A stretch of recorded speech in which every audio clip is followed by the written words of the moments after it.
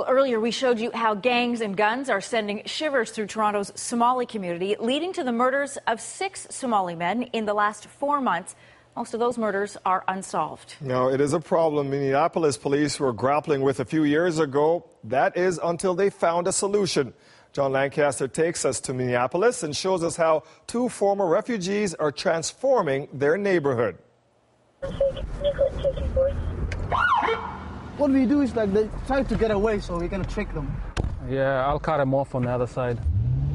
They're taking back their streets in South Minneapolis. When they see us coming, they usually go through that little gate right there.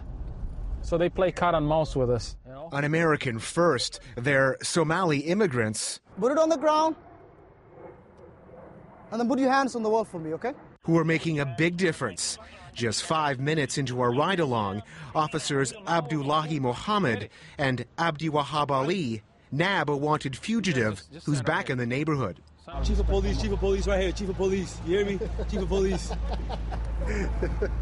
You're a popular guy around here. It seems like it. So. Mo, as they call him, now enforces the law in the neighborhood he landed in 16 years ago as a refugee. Actually, I lived in those towers, and I saw a lot of issues with the Somali community, with the problems they were having about youth joining the gangs. And I was like, you know what?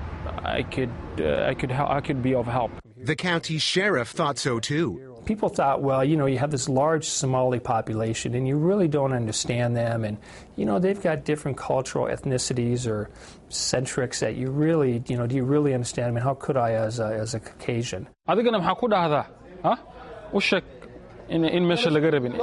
these men do. They speak the same language and share the same beliefs. They still attract a little curiosity as they stop to pray in the middle of their shift. But all of this has the community talking and helping. Okay. They don't see you as wearing blue. They just see you as a regular, you know, like, hey, what's up, guy? You know? And they keep on, you know, they're more open to telling you stuff.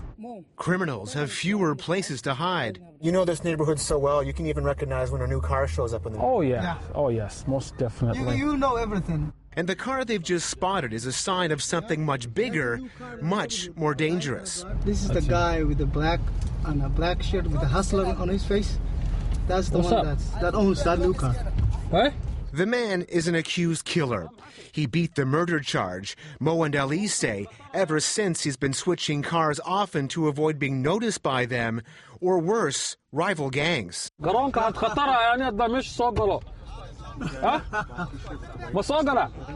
His cover is blown. Tonight, the gang has one option: lay low. You see, we're having a regular conversation with him. That's weird, yeah? But the thing is, it's all about respect. Nothing is personal. It's just business and a new way of thinking. Gone are the days where police flooded a neighborhood with cops, hoping crime would dip for a while. That is not the way to police a community or a particular ethnicity. And the reason is because it's very suppressive. People who live here aren't stopped at random and questioned for information. Hello, guys. What's going on? But if you've been involved in crime, it's likely Mo and Ali already know who you are. They stop this SUV as they track down a wanted gunman. You see the guy we were looking for? His brother was in that car. Oh, really? And his friends, yeah, the guy that was the front passenger. 2 years ago, he was shot in the leg. They may be the first American Somali cops, but they're not the last. Let's go. Santa. More want to join the force, and more have. 7 now patrol the so-called motherland and surrounding neighborhoods, changing attitudes and helping to cut the murder rate in half. Great piece, John. John Lancaster joins us now. And what can Toronto take away from your trip to Minneapolis? Well, the biggest thing I saw was language. I mean, how do you communicate with your police service if you don't speak the same language and vice versa? That was an overnight success. People are now talking. One thing I got to tell you, Dwight, I didn't put in that story is that in the last 2 years, that has transformed from one of the nastiest neighborhoods in Minneapolis to essentially almost crime-free. They haven't had a murder there in 2 years. John, thank you.